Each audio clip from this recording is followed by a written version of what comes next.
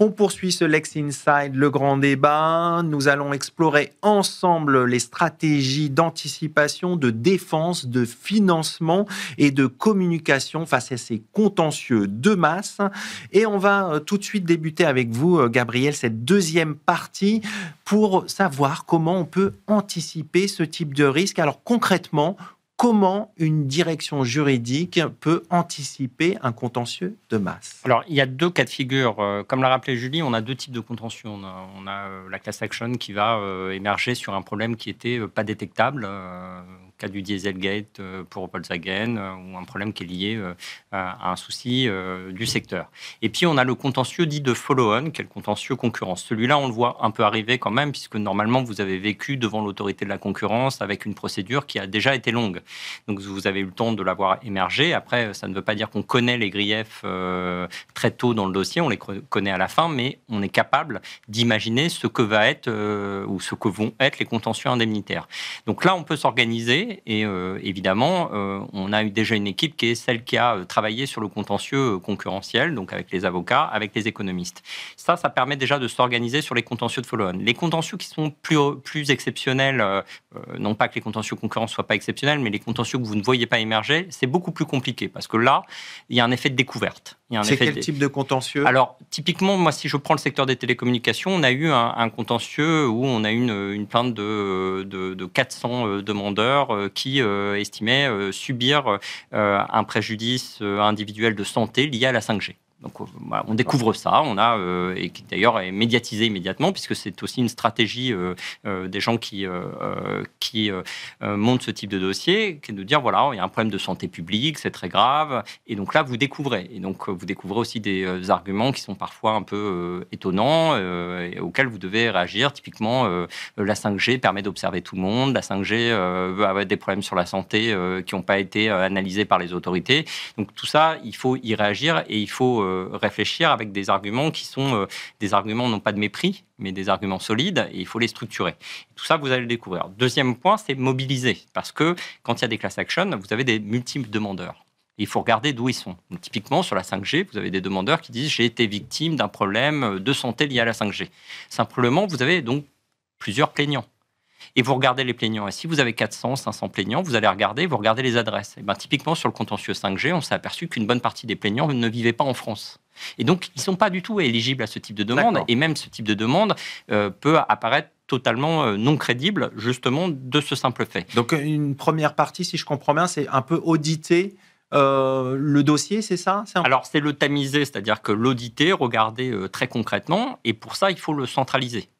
Et donc, ça veut dire qu'il faut que vous ayez une tour de contrôle au sein d'une direction juridique, c'est-à-dire qu'un coordonnateur ou une équipe qui coordonne et qui va coordonner avec probablement plusieurs directions juridiques aussi, si vous êtes un grand groupe et que vous avez différentes spécialisations. Donc, groupe comme Orange, c'est une équipe de combien, pour avoir une idée? Alors, quand on parle de concurrence, ça va être mon équipe qui est la direction juridique concurrence, sur laquelle on va être une dizaine de personnes, et je vais spécialiser un certain nombre de personnes dans mon équipe dessus. Donc, on va prendre une team de 4-5 personnes qui va regarder avec les avocats et qui va travailler dessus, et puis avec les économistes. Et on va s'appuyer sur des experts. Et donc, c'est un travail de groupe, c'est un travail qui est très collectif, ce type de contentieux.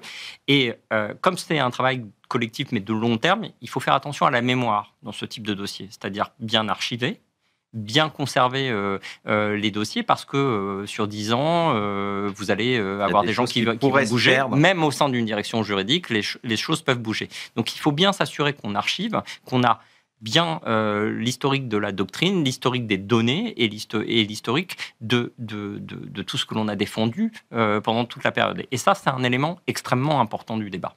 Vous utilisez des outils pour justement avoir l'historique, pour partager au sein de l'équipe les informations? Alors, aujourd'hui, les modes de travail ont beaucoup évolué et on le voit, on a beaucoup de SharePoint et qui sont ouverts. Alors, avec bien évidemment, comme ce sont des dossiers qui sont très sensibles, on ne les ouvre pas à tout le monde, mais on crée un groupe de travail avec des habilitations qui permettent à tous ceux qui doivent travailler sur certaines parties du dossier ou sur l'ensemble de voir tout ou partie du dossier.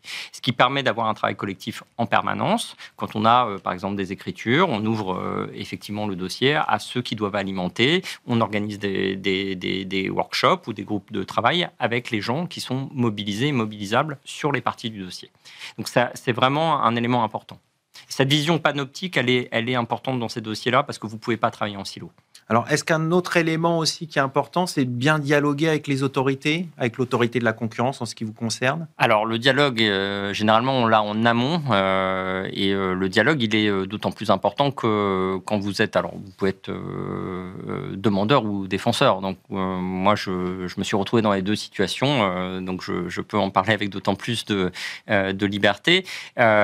Lorsqu'on est défenseur, il faut pas considérer qu'on n'a pas de dialogue à avoir avec l'autorité, parce que je vous rappelle que quand il y a des griefs, il y a un espace entre la notification de grief et la décision. Et généralement, les griefs qui sont retenus à la fin ne sont pas toujours les griefs qui ont été décidés au début. Et ça, c'est pas seulement un combat, c'est aussi un effort de pédagogie, de conviction, et c'est un échange.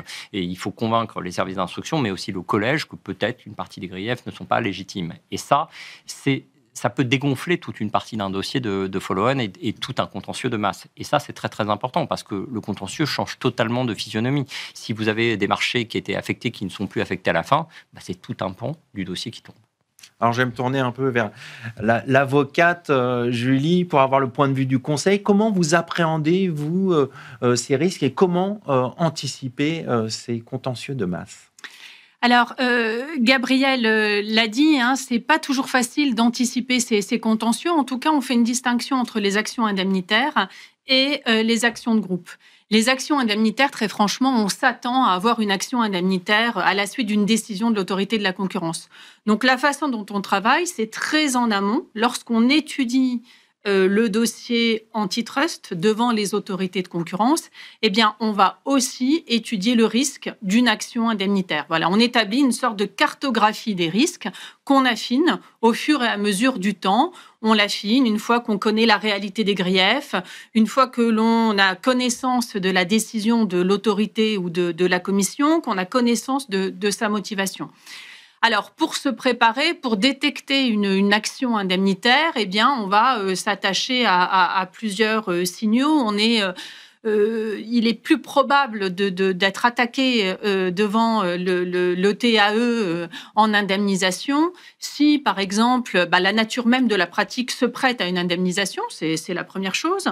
Ensuite, si les tiers, les clients, par exemple, ou les fournisseurs ont contribué à la procédure devant l'autorité de la concurrence, alors ils peuvent contribuer comme plaignants, mais pas seulement, également comme tiers. On a des clients d'industriels qui sont très, très actifs dans leur réponse aux auditions menées par l'autorité de la concurrence. On va également regarder la motivation de la décision, si elle est très, très motivée, si elle identifie une certaine typologie de clients, certaines typologies d'industriels lésés par la pratique, eh bien, ça va faciliter l'action indemnitaire.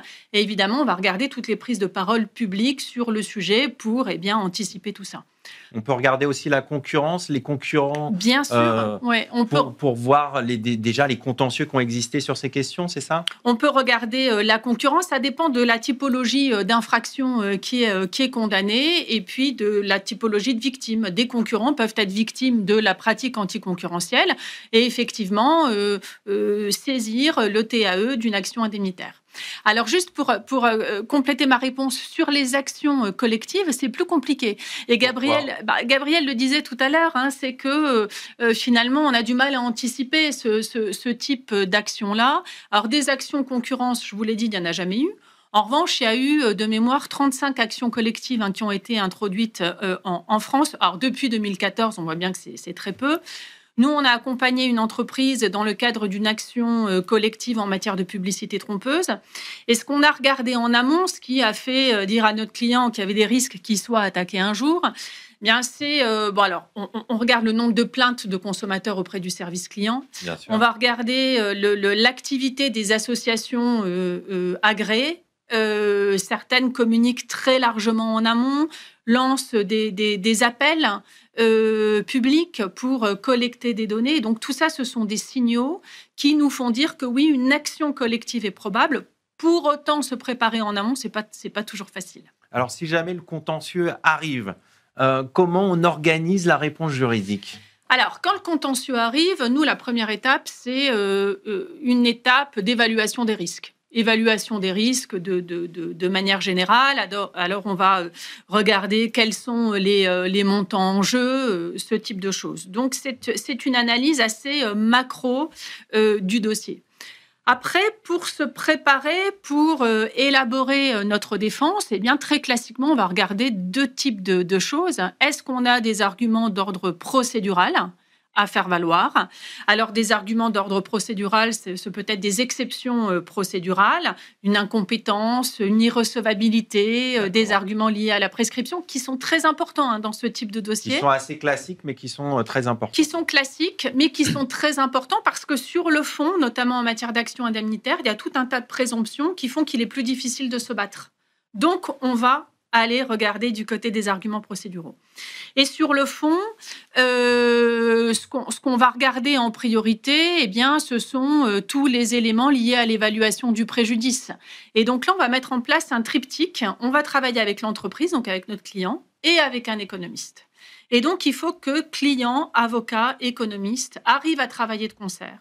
Et c'est facile, ça, de travailler à trois sur ce triptyque ? C'est facile. Ce qui n'est pas toujours évident, c'est d'arriver à rendre ce travail collectif intelligible, parce que la finalité de tout ça, ce n'est pas l'harmonie entre les trois, mais c'est de convaincre le juge. Bien sûr. Voilà. Bien sûr. Donc, ce travail n'a qu'une finalité, convaincre le juge de la réalité du préjudice. Et donc, il faut à la fois que l'entreprise coopère, alimente l'économiste, que l'économiste rende un travail intelligible et que l'avocat arrive à traduire tout ça pour, in fine, convaincre le juge. Donc, c'est quand même un travail... de longue haleine. De longue haleine et qui est parfois, oui, difficile. En tout cas, un travail absolument incontournable. Et puis, dernier élément qui est important quand on travaille ce type de dossier-là, c'est que oui, on se prépare à la bagarre.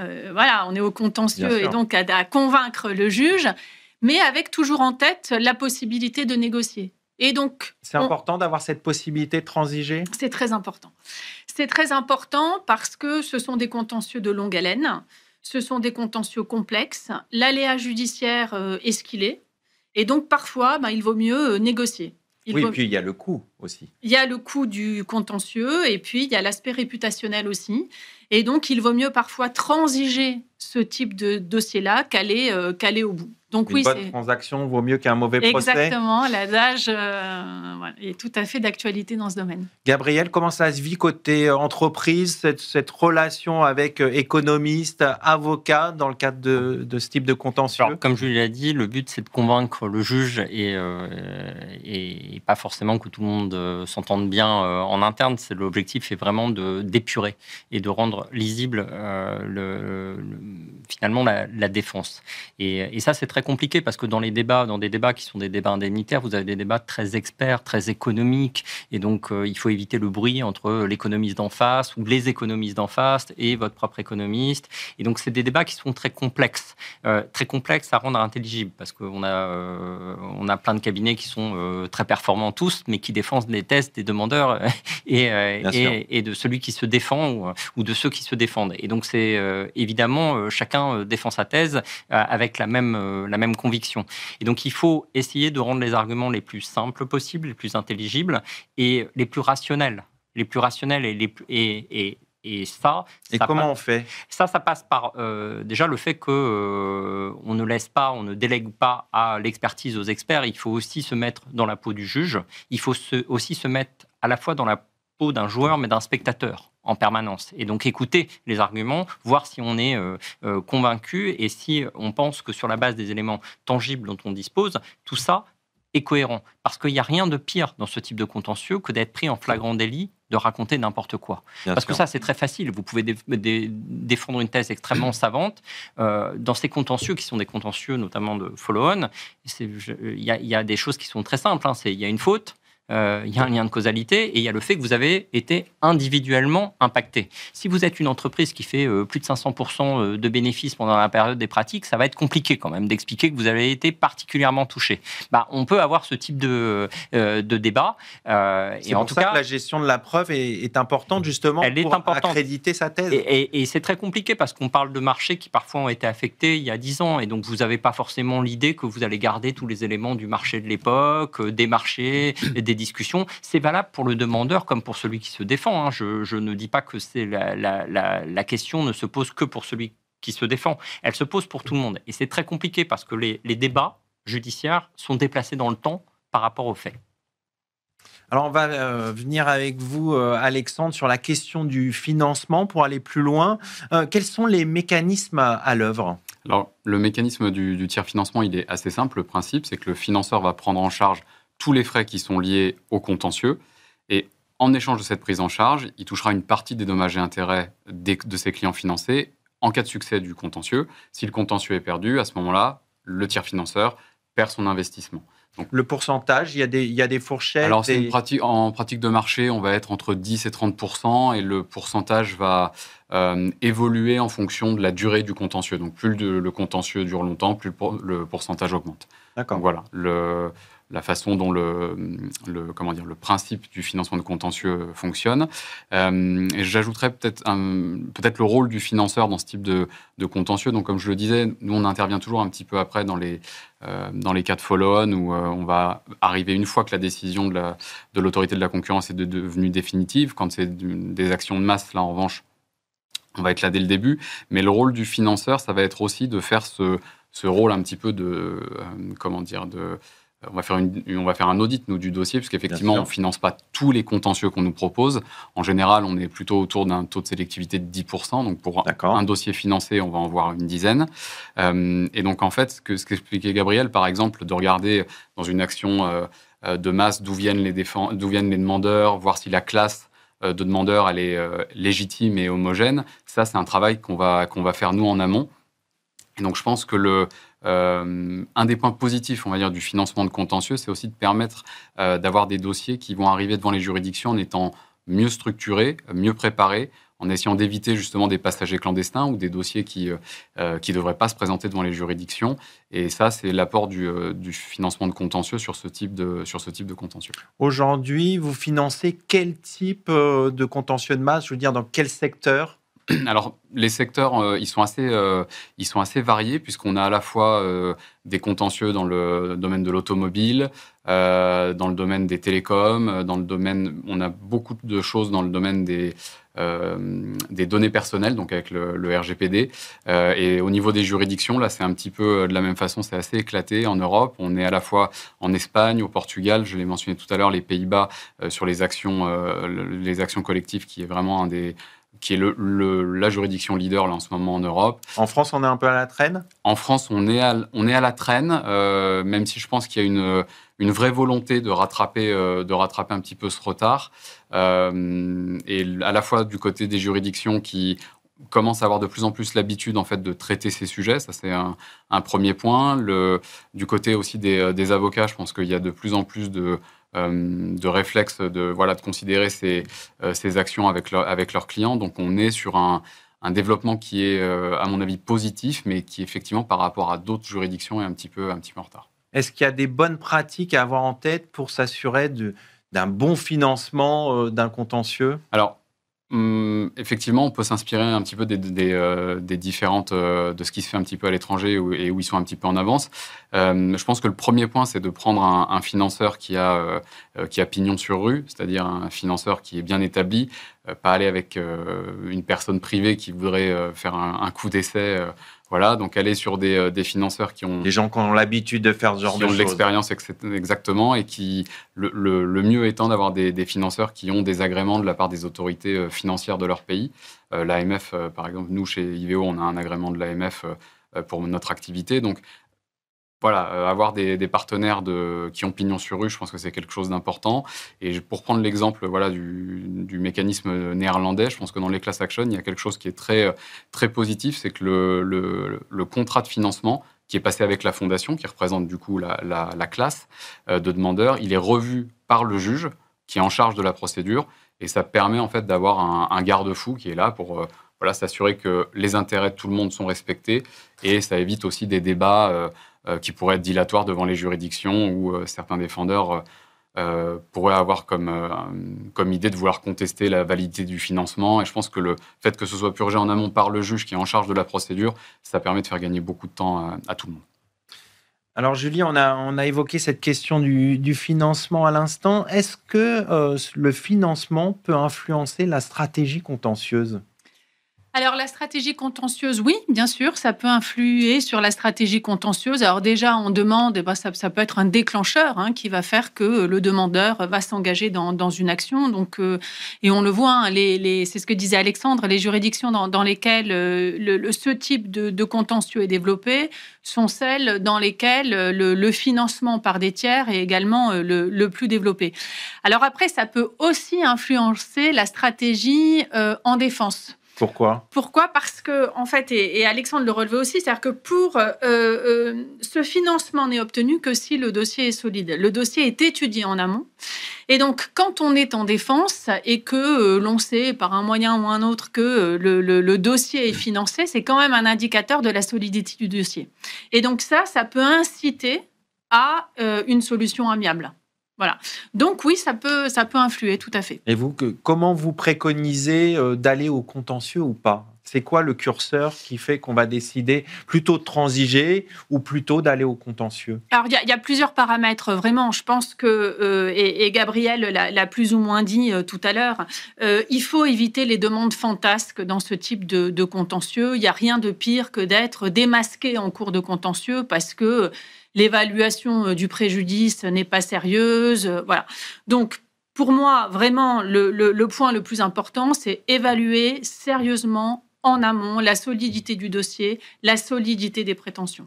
Si le dossier est sérieux et qu'on est par exemple en follow-on action, eh bien oui, il faut poursuivre le contentieux, mais pour autant envisager en même temps une solution négociée. Et après, l'arbitrage, il se fait en fonction de tout un tas d'éléments que l'avocat ne maîtrise pas forcément, parce que l'entreprise va prendre en considération plusieurs choses.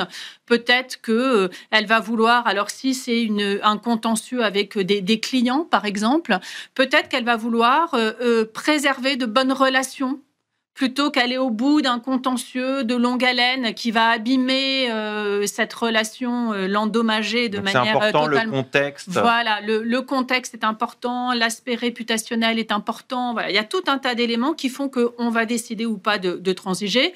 Et bien évidemment, il y a les conditions de l'accord, les conditions de la transaction. Qu'est-ce qu'on obtient dans une transaction ? Une transaction, ce sont des renoncements réciproques. Et donc, est-ce que c'est un bon accord ou pas ? Voilà. Il y a aussi un aspect psychologique qui est important dans ce type de dossier. Voilà, il faut déterminer jusqu'où on veut aller, à quel moment on accepte de lâcher. Donc, c'est tout un tas d'éléments qui sont pris en considération pour se décider. Alors Gabriel, j'aimerais revenir sur l'aspect réputation de l'entreprise, atteinte à l'image de l'entreprise. Comment on fait pour gérer vraiment ce type de contentieux quand c'est médiatisé largement dans la presse ? Est-ce qu'il faut réagir tout de suite ou est-ce qu'il faut se donner le temps d'avoir les bons arguments ? Comment on fait ?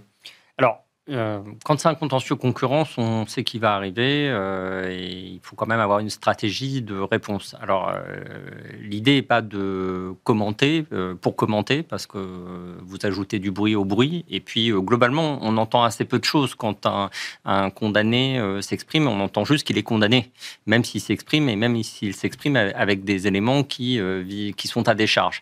Donc, c'est compliqué quand vous êtes celui qui doit se défendre d'avoir cette prise de parole. Il faut qu'elle soit mesurée, il faut qu'il y ait des arguments intelligibles, qui peuvent être des arguments soit d'assumer un passé compliqué et en expliquant qu'il était très lointain et il renvoie à des choses qui n'existent plus. Et généralement, on parle de faits qui peuvent avoir 10-15 ans.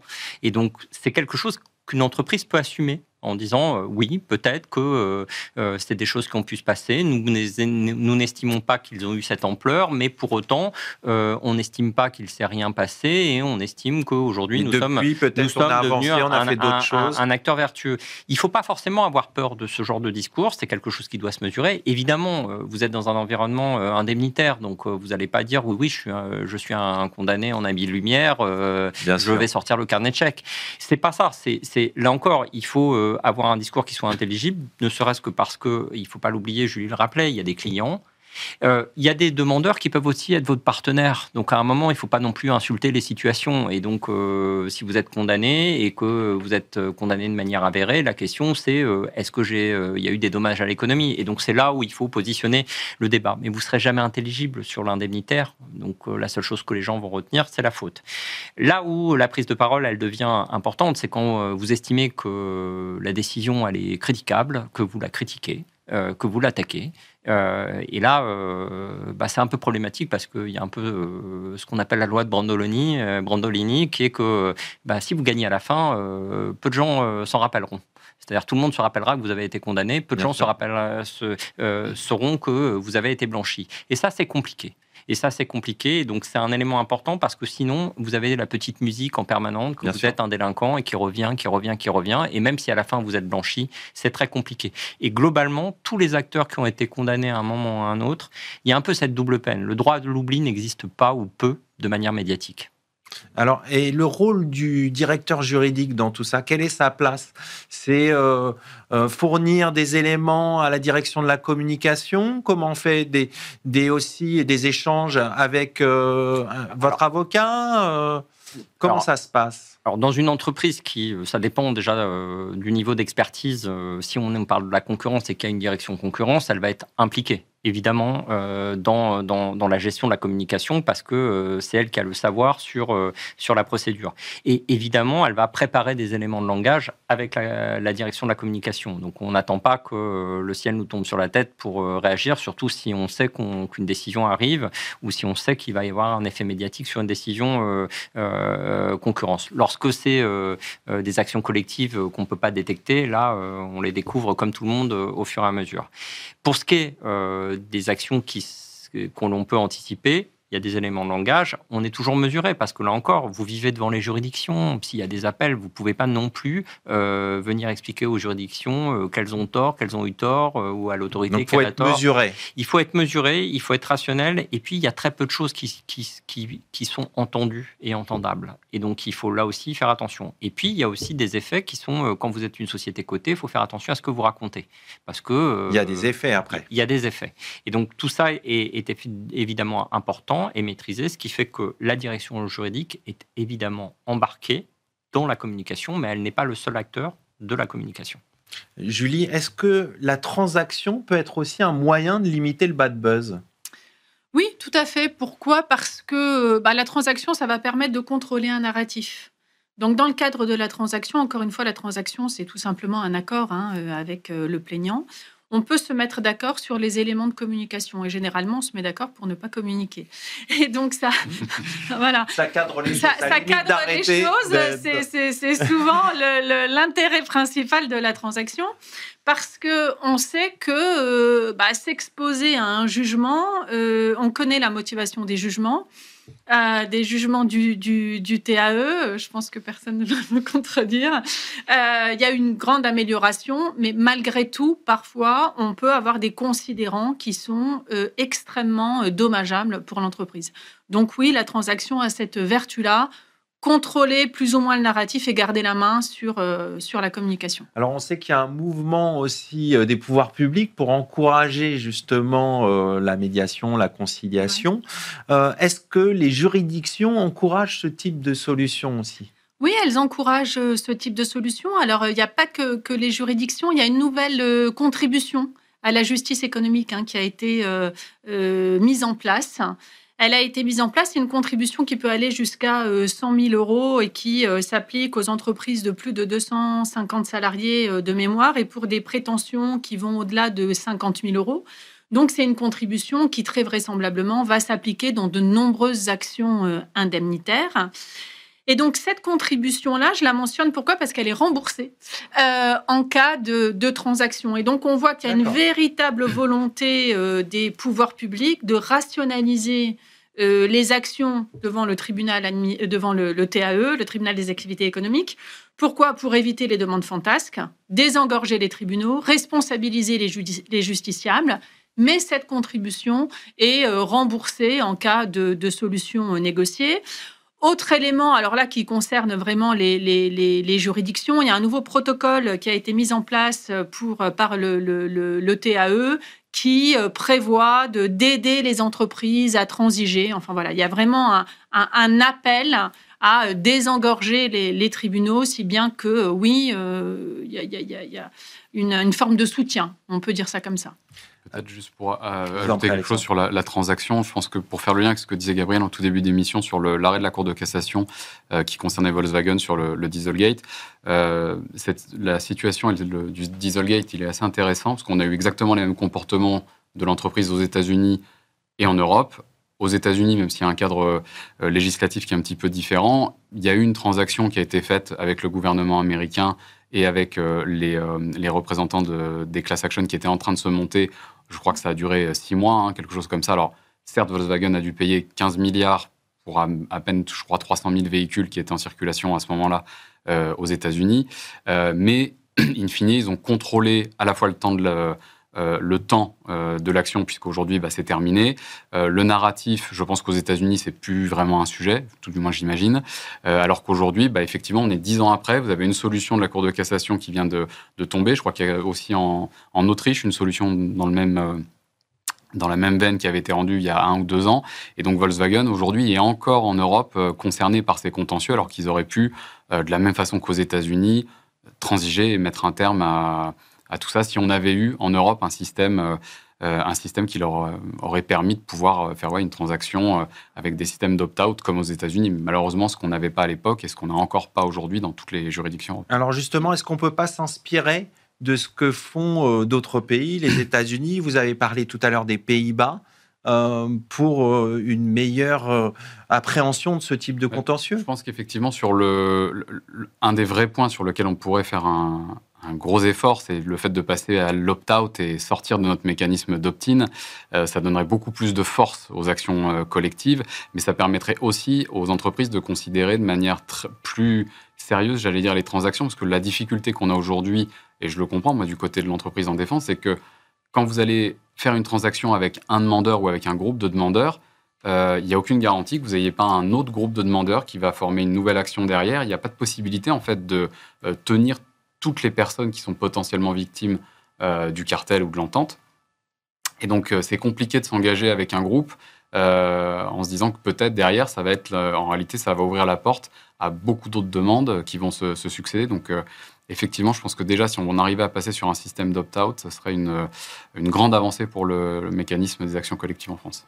Julie, vous vouliez ajouter un élément ? Non, mais oui, pour rebondir sur ce que disait Alexandre et sur les difficultés qu'il peut y avoir aussi à transiger, parce que c'est pas si simple de transiger dans des configurations dans lesquelles le défendeur a affaire à plusieurs plaignants qui ont des intérêts différents, qui ont des stratégies différentes. Donc, déjà, il y a un problème de coordination de la défense, de mettre de la cohérence dans la défense alors même que les actions sont individuelles. Donc ça, c'est le premier point.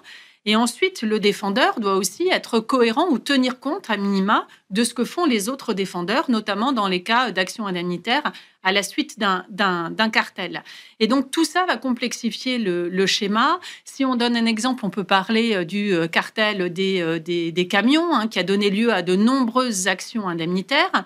Donc, des milliers d'actions indemnitaires dans plus de 10 juridictions en Europe, avec 5 entreprises en défense. Et donc, on voit bien là toute la difficulté qu'il peut y avoir à se coordonner et à envisager une transaction, puisqu'effectivement, si on transige dans un pays, ça n'éteint pas forcément les actions dans les autres. Si on transige avec une certaine typologie de victimes, il va rester. Donc tout ça doit être appréhendé, et transiger, c'est pas si simple que ça dans des contentieux de grande ampleur. Et c'est comment on peut apporter de la cohérence, comme vous dites ?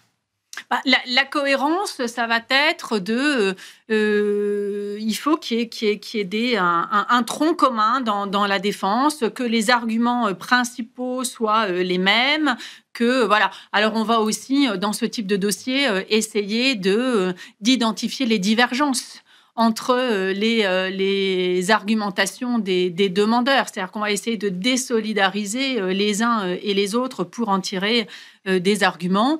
Et puis, la cohérence, ça va être, elle va devoir être définie dans le cadre d'une stratégie globale, une fois que l'on a une vision panoramique de toutes les actions en cours. Et puis, tout ça s'affine au fur et à mesure du temps, puisqu'on voit certains arguments qui sont avancés par les uns, pas par les autres, etc. Mais il faut une ligne de conduite. Un socle global. Exactement, un socle global. Dont on ne doit pas dévier, sinon à la fin c'est trop compliqué. Il peut y avoir on peut regarder effectivement la manière de transiger, mais quand vous avez plusieurs acteurs, il faut déjà réserver la transaction à une typologie d'acteurs sur lesquels vous croyez qu'il y a potentiellement matière à transiger, parce que sinon ça veut dire que c'est la prime à tout demandeur, et il faut quand même avoir une stratégie claire. Et après il faut rationaliser, c'est-à-dire que là aussi vous pouvez pas avoir des écarts monstrueux entre un type de demandeur et un autre type de demandeur, au moins pour l'interne. Quand vous êtes une société cotée, vous avez des comptes à rendre aussi sur ce que vous faites. Et par ailleurs, quand vous êtes des sociétés qui sont cotées, les litiges d'importance, ils sont visibles. Et donc, si vous les transigez, ils disparaissent, des litiges visibles. Donc, tout le monde a vu que vous avez transigé un litige. Donc, c'est aussi un signal que vous donnez à l'ensemble des acteurs du marché. Donc, il faut faire très, très attention. Il faut le faire de manière très rationnelle. C'est pas juste, je veux éteindre les contentieux pour plus en entendre parler.